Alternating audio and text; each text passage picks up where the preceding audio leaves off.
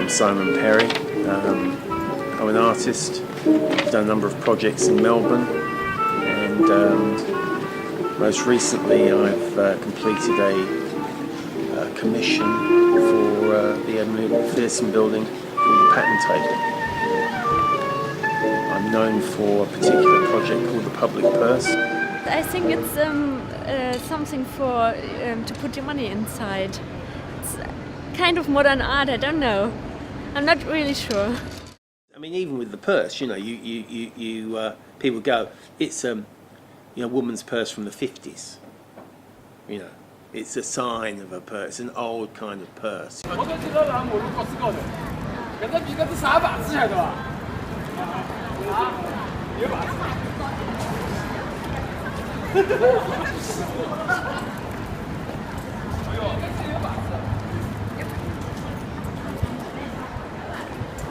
When I was developing the work, my mother was visiting, and I'd made some work which were cushions out in St Kilda, which were carved outside a gallery there, and I wanted something, the equivalent, if you like, a soft thing that you could sit, you know, that would talk about support or sitting, you know, something that felt like, you know, you'd have a particular tactile relationship with it, and then when you actually encountered it, you realised it was you know, the opposite. And so she had a purse like that, and there was just this moment. I thought, actually, that's probably really. I've always loved those purses. I've never actually had one myself, and it's just a problem that, you know, it's sort of envy, purse envy.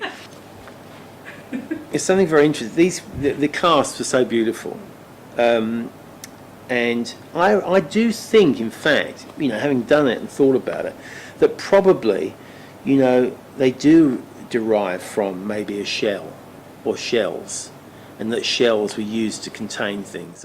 Lots of tourists sit on it and take photos, but I know that a lot of people call it the clamshell. Oh, the clamshell. But they don't realise that it's a purse. So, yeah. It had a long history, the fountain. So there's a bequest left to actually commission a fountain by the estate of John Mockridge, who was an architect. I think that it's about a direct relationship you have with that surface and with the water.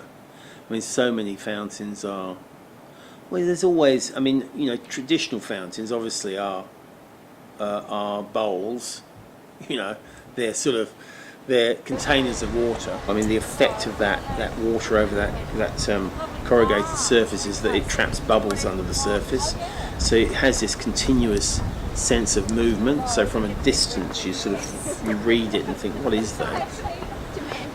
You know, it does have this sort of magical quality of the water just shimmering and then disappearing, and the fact that you can have contact. There's something very, I think, really special about that.